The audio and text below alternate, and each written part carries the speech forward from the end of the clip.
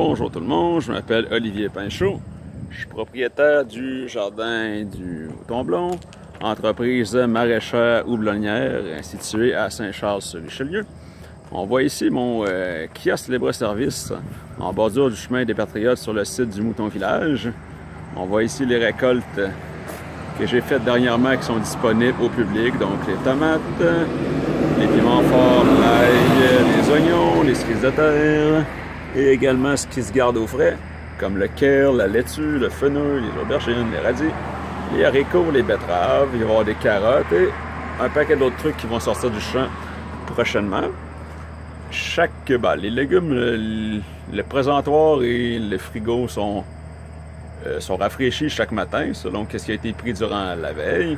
C'est sous format libre-service, donc les prix sont affichés sur les bacs dans le frigo et sur les affichettes et également au tableau. Il suffit de prendre les légumes que vous désirez et de les mettre dans la petite boîte de confiance ici, de refermer, et puis moi je collecte à la fin de la journée. On va se déplacer maintenant à l'intérieur du site pour aller retrouver un peu les jardins de culture. Nous revoici dans les jardins. Ici, on a l'étang d'irrigation que j'ai fait creuser cet hiver pour me servir d'eau d'irrigation pour mes champs. Donc, ça a été très pratique cet été, vu qu'il a fait très sec. Donc, moi, je fais des légumes, c'est ça, maraîchers diversifiés. Donc, on a ici les courges pour commencer. Ensuite, on va voir qu'il y a des petits haricots qui sont là. Il y a des oignons, il y a les betteraves qu'on peut voir également. Les carottes. Au fond, là-bas, on peut voir le houblon qui reste. C'est un houblon japonais.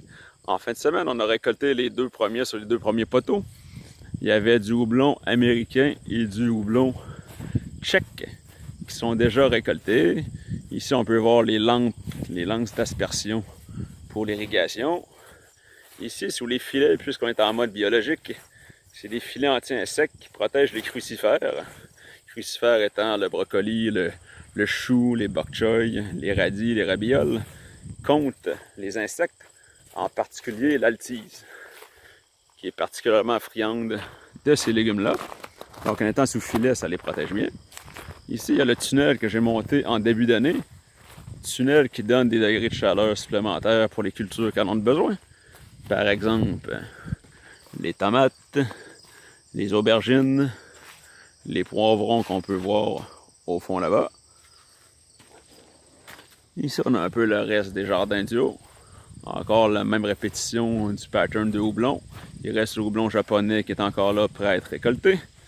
Les derniers semis de laitue pour l'année. On a aussi également un ricin qui servait, la plante en plein milieu ici, qui servait de protection contre les scarabées japonais qui s'intoxiquent en le mangeant au lieu de dévorer les plants de houblon. Ici, on a du chou frisé, le kale.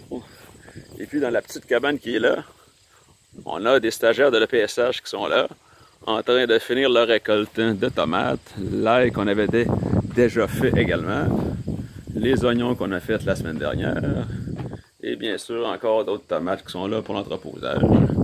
Et la machinerie qui est utilisée, le motoculteur professionnel avec la herse, le rotoculteur et la faucheuse, et les quelques outils manuels, étant la grelinette et les différentes binettes.